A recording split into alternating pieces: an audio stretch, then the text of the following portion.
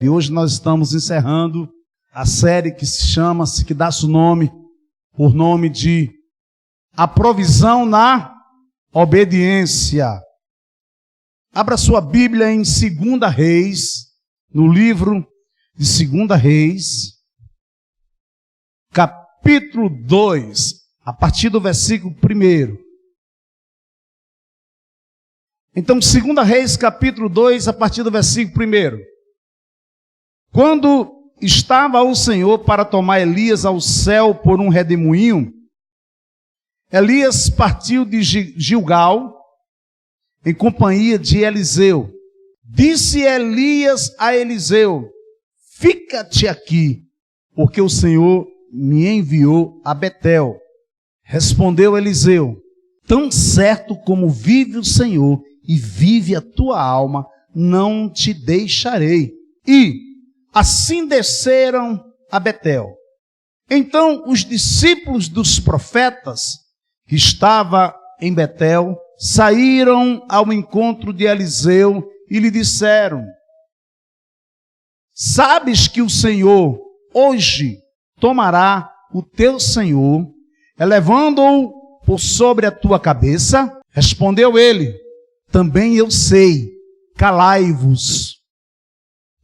Versículo 4. Disse Elias a Eliseu: fica-te aqui, porque o Senhor me enviou a Jericó. Porém ele disse: tão certo como vive o Senhor e vive a tua alma, não te deixarei. E assim foram a Jericó. Então os discípulos dos profetas que estavam em Jericó se chegaram a Eliseu e lhe disseram: sabes que o Senhor hoje tomará o teu senhor, levando-o por sobre a tua cabeça? Respondeu Eliseu: também eu sei, calai-vos. Disse-lhe, pois, Elias: fica-te aqui, porque o Senhor me enviou ao Jordão. Mas ele disse: tão certo como vive o Senhor e vive a tua alma, não te deixarei. E assim, ambos foram juntos. Foram 50 homens dos discípulos dos profetas e pararam a certa distância deles. E eles, ambos, pararam junto ao Jordão. Versículo 8. Então, Elias tomou o seu manto, enrolou-o e feriu as águas, as quais se dividiram para os dois lados, e passaram ambos em seco. Havendo eles passado, Elias disse a Eliseu: pede-me o que queres que eu te faça, antes que seja tomado de ti. Disse Eliseu: peço-te que me toque por herança a porção dobrada do teu espírito. Tornou-lhe Elias: dura coisa pediste. Em outra versão diz: coisa difícil pediste. Todavia, se me vires quando for tomado de ti, assim te farás. Porém, se não me vires, não se fará. Indo eles andando e falando, eis que um carro de fogo, com cavalos de fogo, os separou um do outro. E Elias subiu ao céu num redemoinho. O que vendo Eliseu, chamou: meu pai, carros de Israel e seus cavaleiros. E nunca mais o viu. E tomando as suas vestes, rasgou-as em duas partes. Então levantou o manto que Elias lhe deixara cair, e voltando-se, pôs-se à borda do Jordão. Tomou o manto que Elias lhe deixara cair, feriu as águas e disse: onde está o Senhor, o Deus de Elias? Quando feriu ele as águas, elas se dividiram para um e outro lado, e Eliseu passou. Vamos orar? Gostaria de orar com você. Feche seus olhos, curva sua cabeça. Querido Deus, amado Pai, Tu que és Criador dos céus e da terra, Tu que és bispo e pastor de nossas almas, fala conosco, Senhor. Continua a falar à Tua igreja. Que esse servo que vos fala, Senhor, possa diminuir e que Tu possa crescer. Que eu abrir e fechar da minha boca, a Tua palavra, Senhor, seja ministrada aos nossos corações. Em nome de Jesus, e quem crê, diga. Queridos, na primeira ministração, vimos como Abraão foi obediente ao Senhor e a provisão do Senhor alcançou a vida de Abraão. Domingo passado, na segunda ministração, nós vimos como a obediência de Elias e a obediência de uma viúva de Sarepta vai trazer a provisão de Deus de uma forma estrondosamente maravilhosa. E essa semana, o qual nós estamos encerrando essa série, nós trazemos o ministério ainda de Elias, mas Elias passando o cajado para Eliseu. A perseverança de Eliseu, a insistência de Eliseu de não sair de perto do seu discipulador e mestre, vai trazer um adendo, vai trazer um acréscimo a mais às nossas vidas nessa noite, eu não tenho dúvida.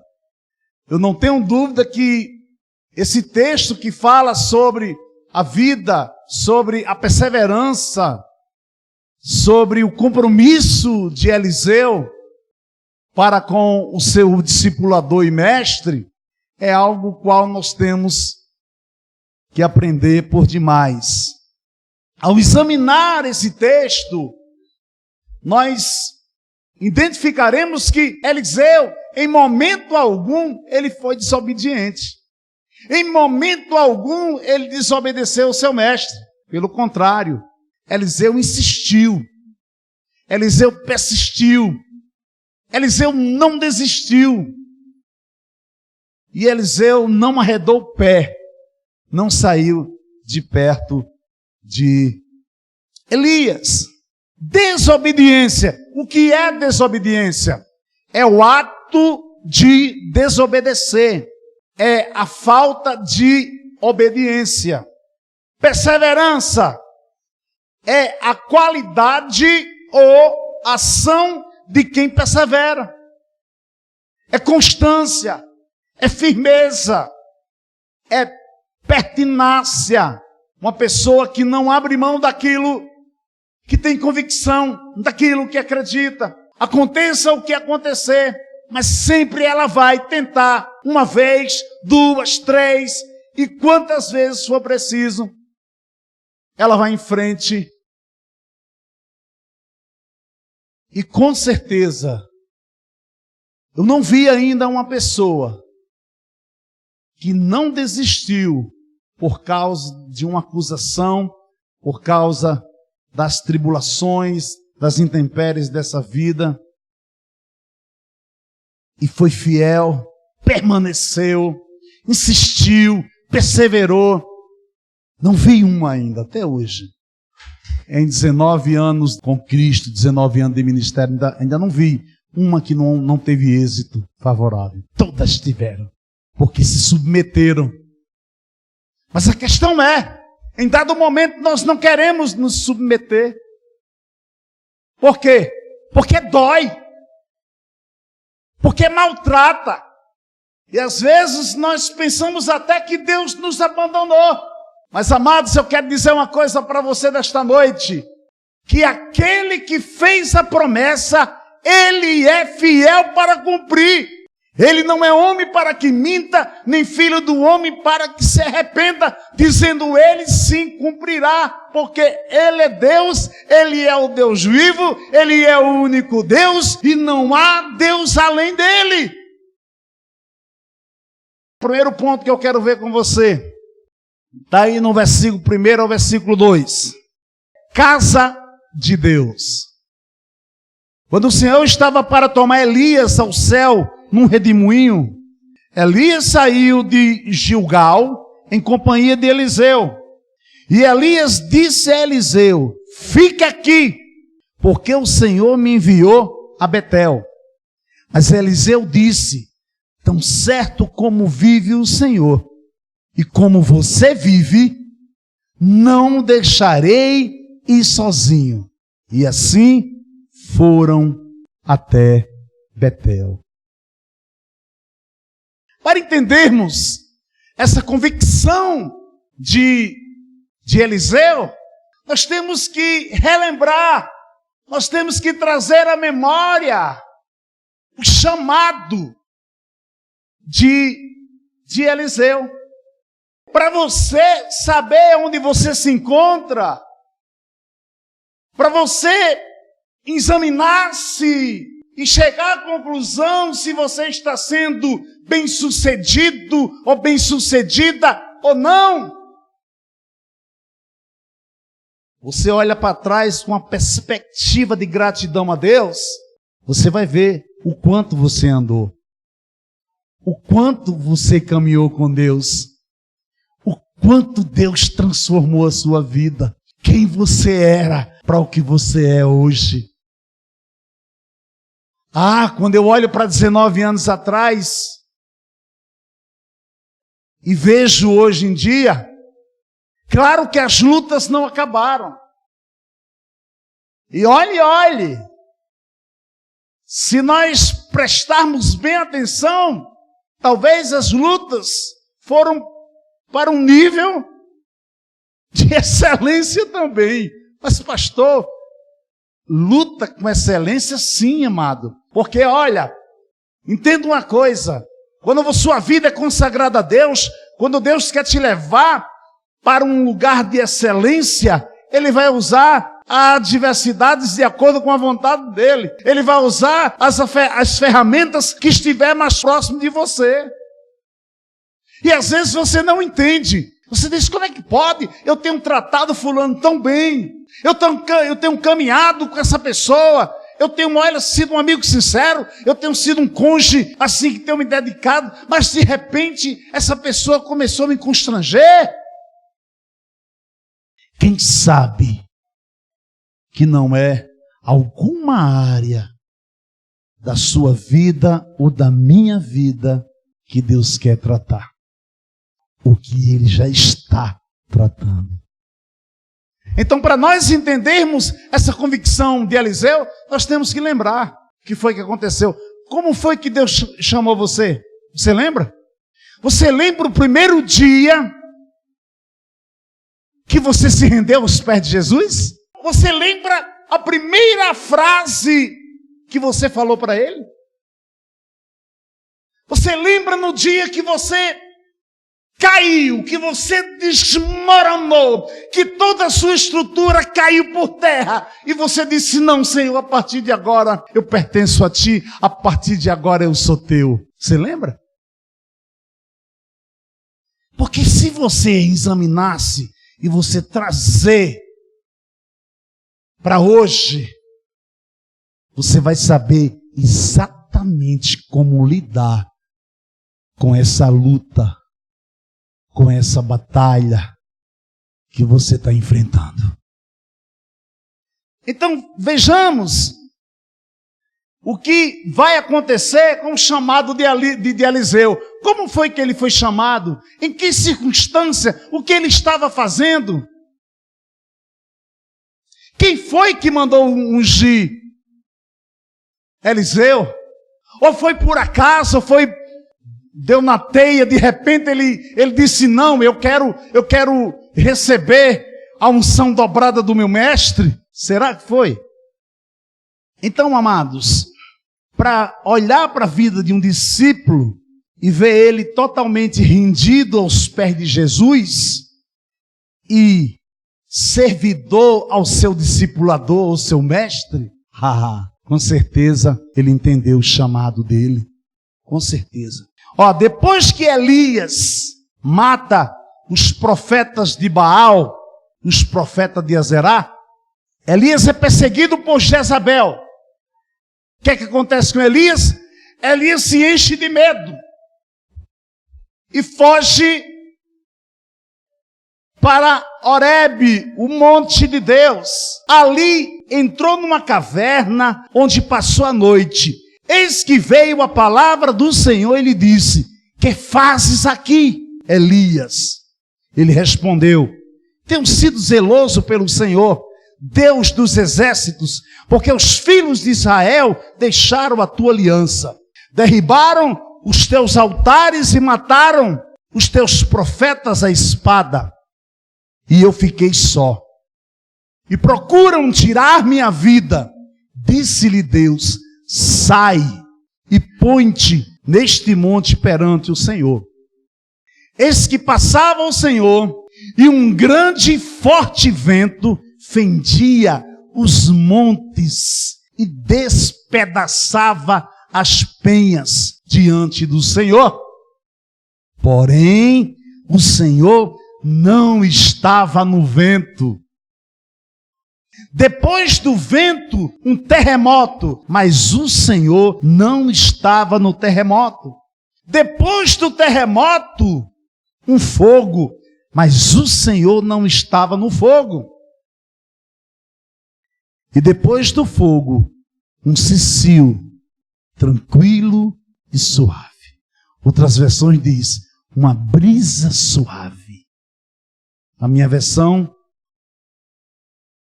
diz que um cicio, tranquilo e suave. Ouvindo Elias, envolveu o rosto no seu manto e saindo, pôs a entrada da caverna. Eis que lhe veio uma voz e lhe disse: que fazes aqui, Elias? Na verdade, nunca sabemos ao certo como Deus vai agir. Nunca sabemos. Por mais que tentemos, jamais vamos saber ao certo como Deus vai agir. E quando nos estribamos, ou seja, quando buscamos fundamentos em nosso próprio entendimento, nos enganamos. Porque quando Deus vem em nossa direção, preste atenção, quando Deus vem em nossa direção, Ele vem para nos tornar melhores. Quando Deus vem na sua direção, quando Deus vem na minha direção, quando Deus vem na nossa direção, Ele vem para nos tornar melhor. Então Deus retira algo de você, algo que está em você, que está intrinsecamente ligado ao seu eu. Ele retira e acrescenta algo da parte dele. Excelente. Oh, Jesus. Então veja só. Veja que Deus não estava no vento forte. Porém, Elias era acostumado a se relacionar com Deus no vento forte. Deus não estava no terremoto. Elias era acostumado a se relacionar com Deus através do terremoto. Depois veio o fogo, mas Deus não estava no fogo. Querido, amados, era especialidade de Elias se relacionar com Deus no fogo. Veio um cicio tranquilo, suave. Deus se revela ao profeta Elias. Agora eu quero perguntar para você nesta noite. De que forma? Você que está aí sentado na sua cadeira, de que forma você acha que Deus está falando com você nesta noite? Através do vento? Através do terremoto? Através do fogo? Ou através da brisa suave. Como Deus tem se revelado para você. Durante essa série, eu tenho insistido em dizer para você que se nós não nos posicionarmos para ouvir a voz de Deus, como nós o obedeceremos? Se nós não identificamos a sua voz, como é que eu posso obedecê-lo? E mais uma vez hoje eu insisto com você e pergunto para você, como está o seu tempo com Deus? Como está o seu tempo sozinho com o Senhor? Você tem se relacionado com Ele? Ele tem falado com você? Como é que tem sido o teu dia? Tem sido produtivo na presença dEle?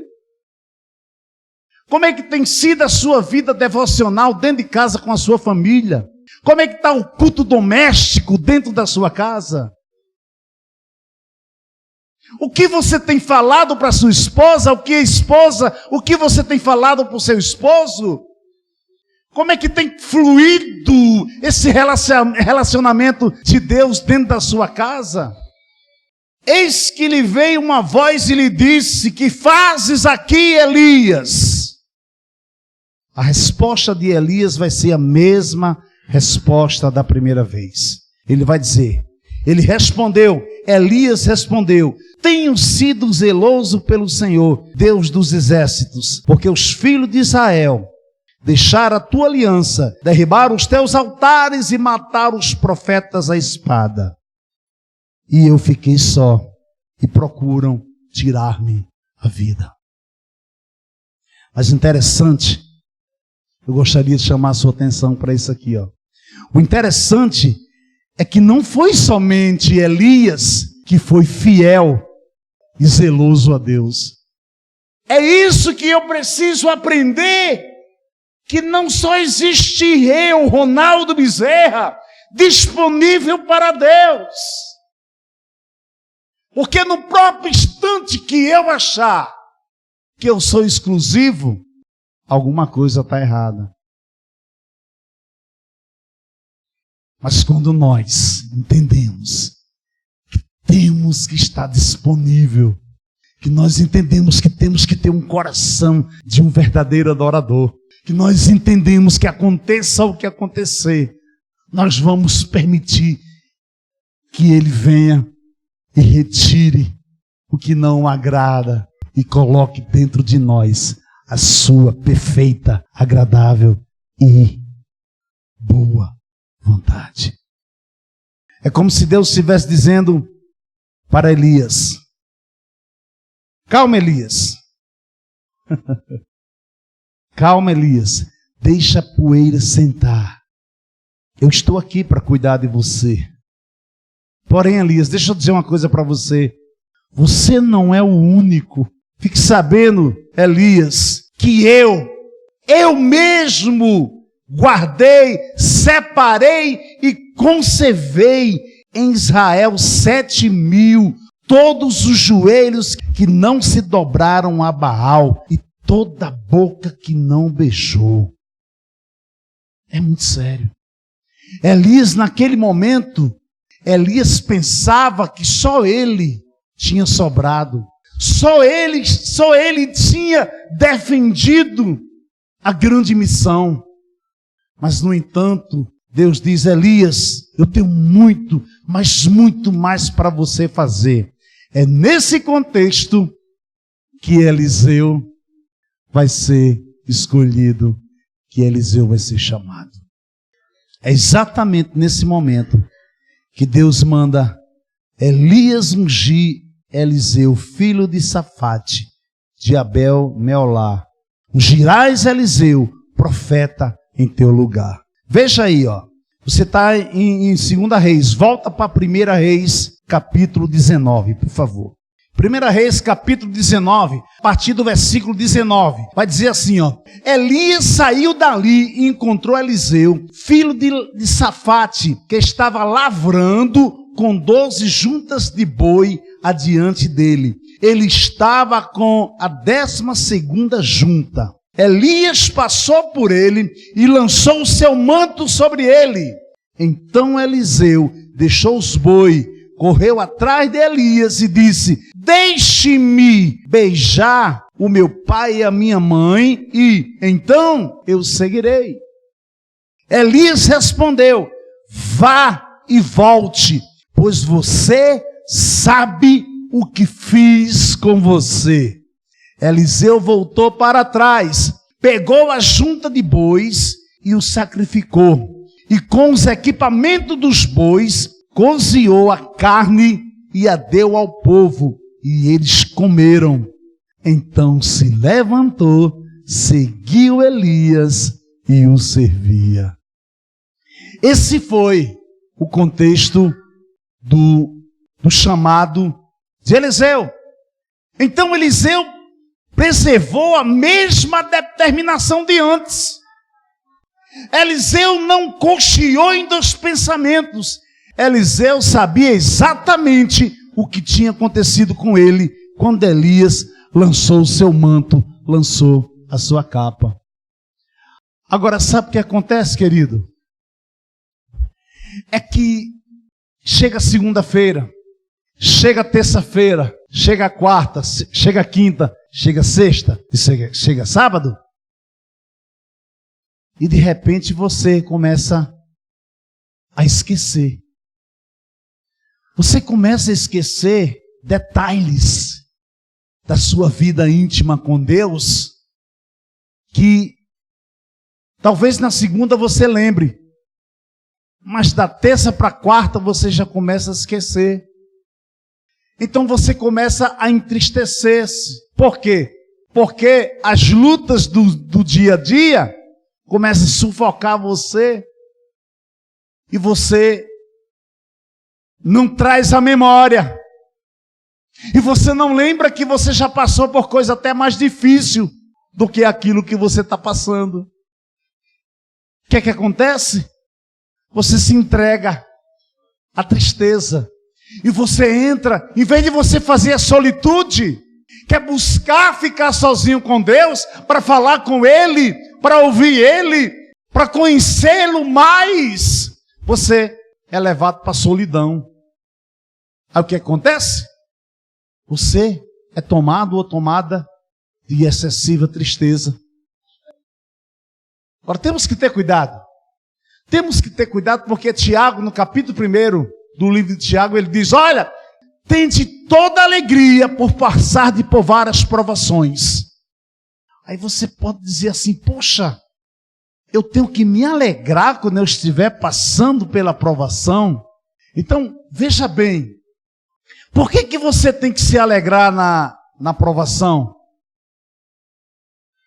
Porque, amado, Neemias diz que a alegria do Senhor é a nossa força. Agora entenda uma coisa: se eu não estou alegre, se eu não exulto, se eu não estou sobremaneira feliz na presença do Senhor, mesmo diante das adversidades, o que é que vai acontecer? A tristeza vai me pegar de uma maneira que vai me deixar até mesmo incapaz de se levantar. E muitas das vezes não temos nem mais lágrimas para chorar. Por quê? Porque não meditamos de dia e de noite na palavra do Senhor. Só que Eliseu, ele não esqueceu, meu amado. Ele não esqueceu, minha amada irmã, que quando Elias joga o manto sobre ele, disse: faz o seguinte, deixa eu me despedir, beijar o meu pai, beijar a minha mãe. Ele disse: está certo, Eliseu, vai. Mas tu sabe o que aconteceu contigo. Tu sabe o que foi que eu fiz. Ele disse: eu sei o que ele fez. Ele voltou. Ele pegou o boi.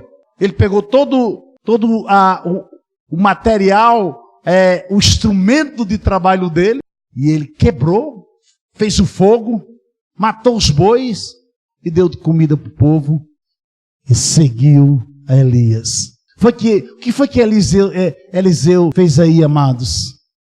Ele tirou qualquer perspectiva de voltar ao passado. Ele eliminou qualquer perspectiva dos botes salva-vidas. Ele disse, não, a partir de agora não tem mais volta. A partir de agora eu seguirei o meu mestre, eu seguirei meu discipulador. A partir de agora eu vou debruçar meu coração diante do Senhor. E olhe, se quando ele for, eu não for o sucessor dele. Eliseu preservou a mesma determinação de antes. Eliseu sabia exatamente o que tinha acontecido com ele quando Elias lançou o seu manto sobre ele. Agora nos deparamos com Elias saindo de Gilgal, na companhia de Eliseu, e dizendo, fica aqui porque o Senhor me enviou a Betel. Fica aqui porque o Senhor me enviou à casa de Deus. Diga comigo assim, casa de Deus. Diga, eu sou casa de Deus. Aleluia. O que você faria se você estivesse no lugar de Eliseu? Você ficaria ou você iria com ele? O que é que você faria? Você deixaria seu mestre sozinho para a casa de Deus? Você tendo convicção do seu chamado, você sabendo o que foi que aconteceu no primeiro instante, quando o manto do profeta lhe tocou, você deixaria ele sozinho? Você ficaria? Aí você pode até pensar assim, mas pastor, era naquela época. Pastor, era lá no Antigo Testamento. Nós estamos em pleno século 21, estamos na noiva. Amados, é exatamente nesse contexto que nós temos que nos preparar, porque Jesus Cristo está voltando. Jesus Cristo está voltando, igreja. Isso não é brincadeira. Nós não estamos aqui, isso aqui não é uma plateia. Nós estamos falando de algo muito sério. Nós estamos falando da palavra. Nós estamos ouvindo a palavra do nosso Criador, do nosso Deus, de um Deus que criou você, um Deus que te ama, um Deus que cuida de você e um Deus que tem dito todos os dias, não temas, não tenha medo, porque eu sou contigo. Aconteça o que acontecer, eu sou contigo. Aleluia, Senhor. O que você acha que Eliseu via na vida de Elias? O que Eliseu viu na vida de Elias fez com que ele desejasse viver aquilo intensamente por toda a sua vida. Veja aí no versículo 2. E os discípulos dos profetas que estavam em Betel saíram ao encontro de Eliseu e lhe perguntaram: você sabia que hoje o Senhor levará o seu mestre, elevando-o por sobre a sua cabeça? Ele respondeu: sim, também eu já sei, mas não diga nada. Calai-vos. Tópico 2. Qual foi o primeiro? Qual foi o primeiro tópico?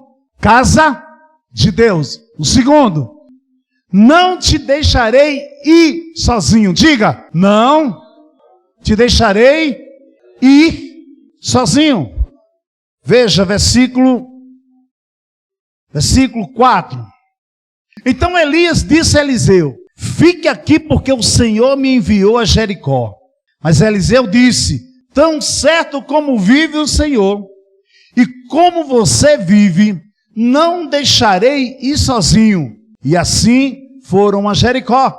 Então os discípulos dos profetas que estavam em Jericó se aproximaram de Eliseu e lhe perguntaram: você sabia que hoje o Senhor levará o seu mestre, elevando-o por sobre a sua cabeça? Ele respondeu: sim, também eu já sei, mas não digam nada.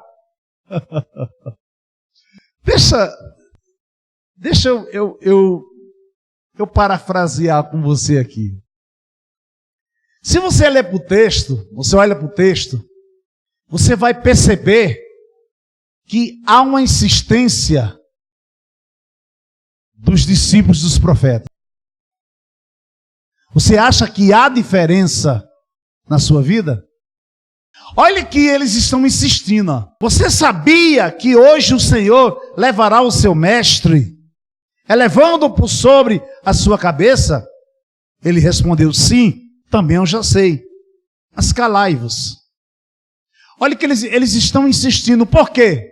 Porque era algo que, queira ou não queira, trazia peso para o coração de Eliseu. O mestre dele ia embora. E muitas vezes nós passamos por isso. Muitas das vezes pessoas se aproximam de você para perguntar: você viu fulano? Você está sabendo o que aconteceu com a vida de Beltrano? Você viu o pastor fulano de tal? Você viu foi que saiu na televisão, na mídia? E na maioria das vezes, querido, é para fragilizar a sua fé.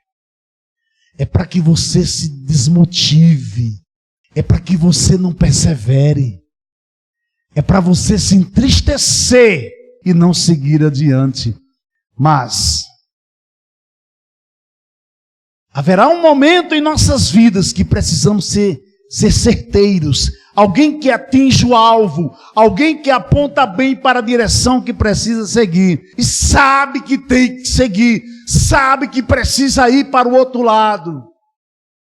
O Senhor me chama, eu ouço a sua voz, eu estou indo de encontro ao meu chamado, eu estou indo de encontro ao meu mestre, eu estou indo de encontro ao meu Senhor. Jamais os planos de Deus serão frustrados. Jamais o Senhor faltará. Jamais Ele nos deixará à deriva, sem ter para onde ir. Sempre que nos perdemos, ou sempre que perdemos a direção. Sabe por quê? Porque queremos algo a mais que não está nos planos dele para a nossa vida. Você entendeu isso aqui? Eu vou repetir isso para você. Ó. Sempre que perdemos a direção, é porque, se formos examinar, é porque nós queremos algo a mais, que diferencia daquilo que não está nos planos, nos propósitos dele para a nossa vida. Olha, eu tenho aprendido esses últimos dias que quando um homem ou uma mulher está obstinado ou obstinada a fazer alguma coisa, sai de perto. Sai de perto, porque só Jesus na causa. Porque se não for Jesus na causa, o bicho pega. Você vê que existem telespectadores, existem pessoas ligadas, conectadas, observando qual o próximo passo que você vai dar. Não pense você que você faz ou deixa de fazer alguma coisa que passa despercebido. Nem para Deus, nem para os homens. Sempre vai existir alguém que percebeu, que notou alguma coisa. Por outro lado, os olhos de Deus estão em todos os lugares, contemplando o bem e o mal. Desde o momento em que Elias sai de Gilgal, mas Eliseu, os profetas que estavam em Betel, já sabiam que Deus iria levar Elias, elevando por cima da cabeça de Eliseu.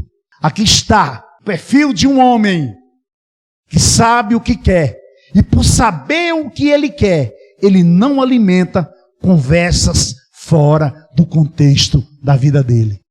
Por que a palavra de Deus assim, as vãs conversações, o que acontece? Corrompem os bons costumes. Você acha que alguém influencia alguém? Influencia sim. Influencia sim. Quer ver você comece a andar com uma pessoa que não tem fé? Quer ver você anda com alguém que diz que eu não tem algumas coisas na Bíblia que eu não concordo. Daqui uns dias você vai também ter algumas coisas na Bíblia que você, rapaz, eu andei pensando, e aquele meu amigo, você já está chamando ele de amigo, aquele meu amigo tem umas coisas que ele me mostrou e parece que ele tem razão. Olha aí. Então temos que ter cuidado. Temos que ter cuidado. Cuidado com quem você anda. Cuidado com quem você fala. Cuidado com quem você abre seu coração. Com quem você conta a sua vida. Igreja, pastor, dá dinheiro para pastor, tá em igreja. Que é isso, meu irmão? Isso é coisa passada, isso não existe. Aí você para, é mesmo. É verdade. Aí você olha, esse irmão tem olha a vida desse cara aí, olha o carro dele. Rapaz, olha a família dele. Aí de repente você começa a valorizar mais a vida dele do que a sua própria vida. E você tem uma vida abençoada. Aí de repente começa a ruir e você não entende nada. Por que está acontecendo isso? Por quê? Porque você esqueceu a aliança que você fez. Porque você desprezou a palavra que encontrou guarita no seu coração um dia. Hoje você faz pouco caso. Por quê? Porque você foi influenciado pelo mal. Não que as pessoas em si sejam más, mas o que estão nelas fazem você fazer coisas que depois você vai ver, poxa, eu não deveria ter feito isso. Amém? Então, quantas pessoas se achegam a nós com a intenção de saber informações sobre o que iremos fazer, para onde iremos? Simplesmente abrimos o verbo, contamos tudo nos mínimos detalhes. E na maioria das vezes não temos êxito naquilo que iríamos fazer. Eliseu diz: fique calados. Fiquem calados, não atrapalhem, eu já sei o que é que vai acontecer. Eliseu sabia o que ia acontecer. Eliseu sabia o que ia acontecer. Ele sabia o que ele queria. E o que é que você quer? Eliseu, ele é certeiro. Ele vai em frente. Ele tem um foco. Ele tem um alvo. E ele vai em direção a esse alvo. E ele não abre mão. Não abre mão. A questão de não deixar Elias ir sozinho é determinante para a escolha na sua totalidade de que realmente Eliseu era o sucessor de Elias.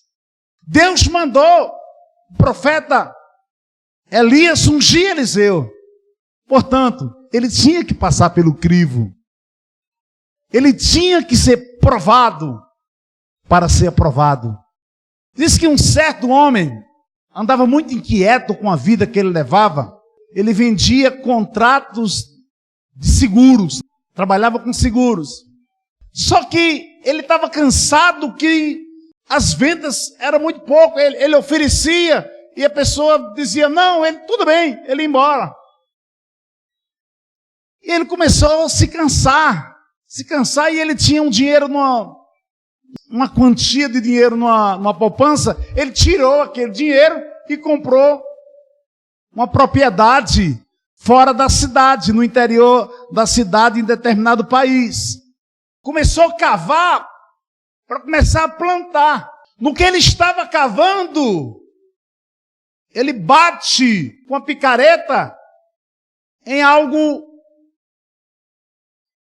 brilhoso. Quando ele se agacha para pegar, que ele pega, é um diamante. E ele fica muito alegre em ver aquele diamante. Ele disse, vixe, a primeira coisa que ele lembrou dos seus familiares, dos primos, dos cunhados. E ele faz uma reunião, começa a chamar os seus irmãos, os cunhados, os primos, os sobrinhos. Aí faz logo uma sociedade. Eles começam a dar sua parte, comprar umas propriedades por perto. E ele compra maquinário, compra tudo. E ali eles começam a escavar, a escavação. Começam a fazer aquela escavação, à procura dos diamantes. E eles cavaram. E aqueles familiares dele se cansaram. Porque cavaram e não conseguiram encontrar mais nenhum diamante. Chegaram para ele e disseram: não, nós não queremos mais isso porque isso não tem futuro. Aí ele teve que desembolsar o dinheiro e dar o dinheiro de cada um. Ficou ele sozinho. Mas ele disse: eu não vou desistir. Aí ele continuou e começou a cavar. Ele cavava de dia e de noite. E nada. Não conseguiu mais encontrar o diamante. Só encontrou aquele lá no início. E ele resolve que vai desistir. A esperança acabou. Tentou, não conseguiu. Então ele anuncia em um jornal, coloca aquela propriedade à venda, e de repente aparece um comprador. E ele vende por um preço bem irrisório. E vai embora. Vai para a cidade trabalhar novamente de vendedor. E continua a mesma vidinha dele. Chegava, oferecia um contrato de seguro, e as pessoas diziam não, e ele ia embora. Batia na porta de outro, dizia: não, meu irmão, não quero agora. Ele nem questionava, ia embora. Certo dia ele vai passando numa banca de revista e algo que estava escrito naquela revista, uma notícia chama a atenção dele. Era uma notícia muito importante, porque era a capa da revista, e ele vira-se e olha. Ele diz: espera aí. Ele se aproxima e diz: aí estava lá, no Colorado, encontraram uma das maiores minas de diamantes. E ele, Colorado, ficou inquieto, ficou pensando, olhando assim, disse. Aí ele discorre o texto, né? A entrevista, aí entre aspas, o proprietário dizia assim: não precisamos nem cavar muito.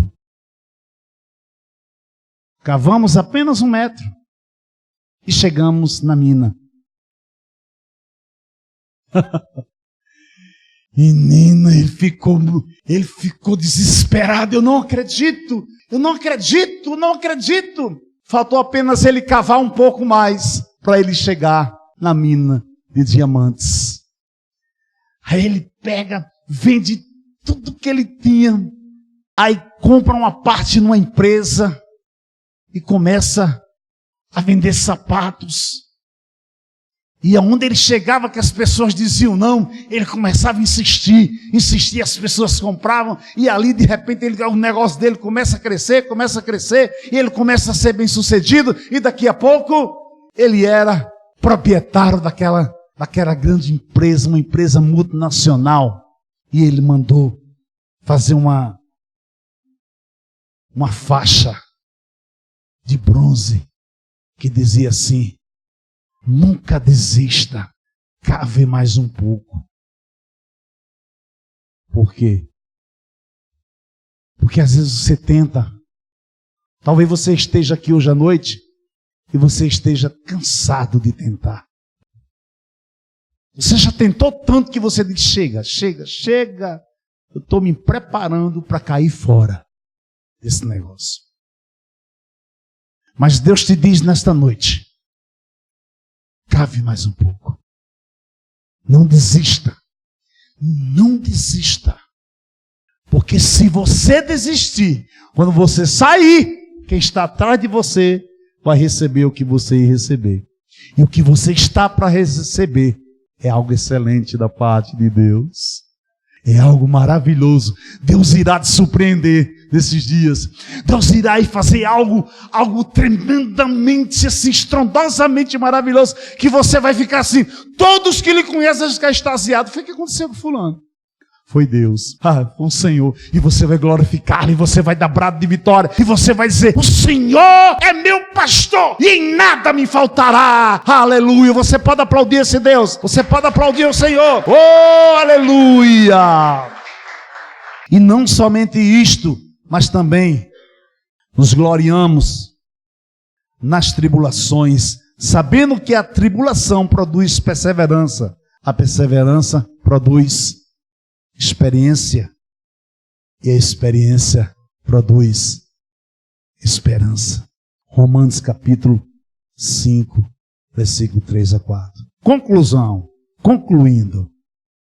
Veja aí, versículo 6 de 2 Reis, capítulo 2. Mais uma vez Elias disse a Eliseu, fique aqui, porque o Senhor me enviou ao Jordão. Mas Eliseu disse, tão certo como vive o Senhor, e como vive você, não deixarei ir sozinho. E assim os dois foram juntos. 50 homens dos discípulos dos profetas foram e ficaram a certa distância, quando ambos pararam junto ao Jordão.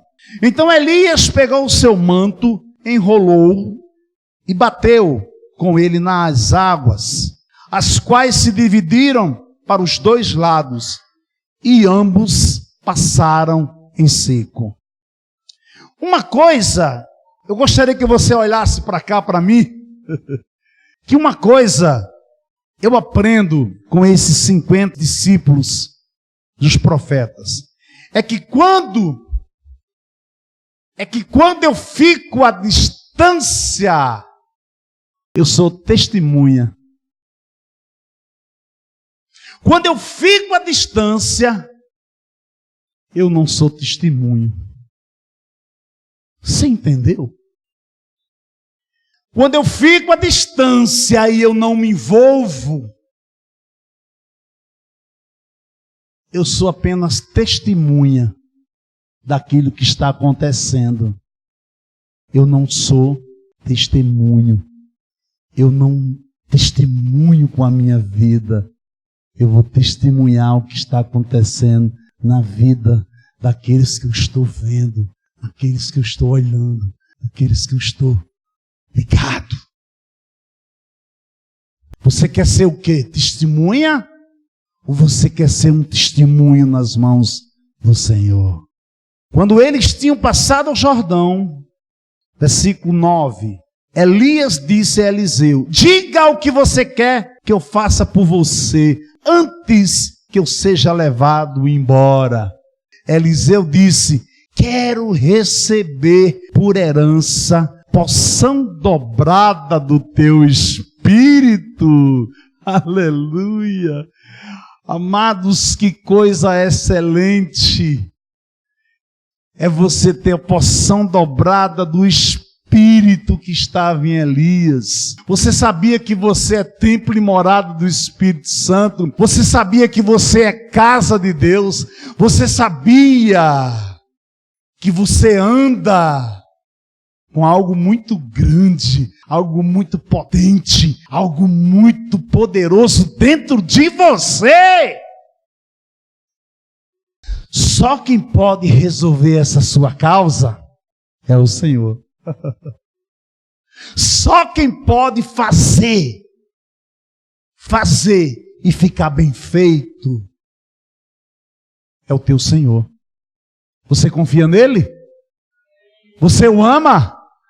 Você o adora? Você o louva? Então você aplauda ele, glorifica o nome dele. Aleluia! Aleluia! Aleluia! Oh, mas Elias complementa, mas se você me vir quando eu for levado embora, será como você pede. Porém, se você não me vir, não será assim. É como se Elias estivesse dizendo assim, se for da vontade soberana do Senhor, ele permitirá que você me veja indo para junto dele. Mas se não for da vontade dele, você não vai me ver. E se você não me ver, ou se você não me vir subindo no redemoinho, é porque você não vai ser meu sucessor. Enquanto iam caminhando e falando, eis que um carro de fogo, com cavalos de fogo, os separou um do outro. E Elias subiu ao céu num redemoinho. Ao ver isso, Eliseu gritou: meu pai, carros de Israel e seus cavaleiros. E nunca mais ele viu Elias. E pegando a sua própria roupa, rasgou-a em duas partes.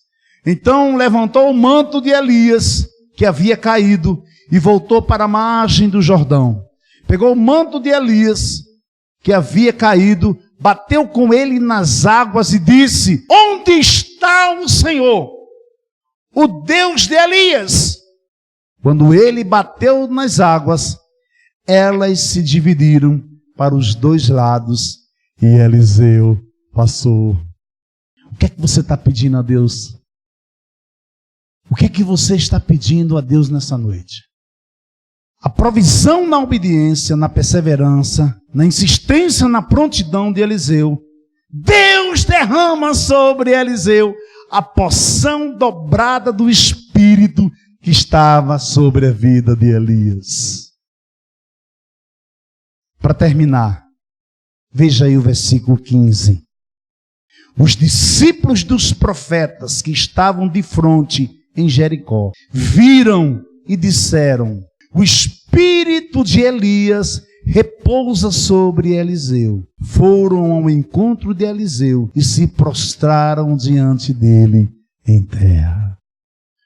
Fica aonde você está. Não saia. Não é hora de arredar o pé. Se você sair, você vai pagar um alto preço. Se você se precipitar de fazer algo que Deus não mandou você fazer, você não verá a provisão de Deus, porque você vai estar desobedecendo. E a provisão de Deus, ela só vem na obediência. Amém? Amém?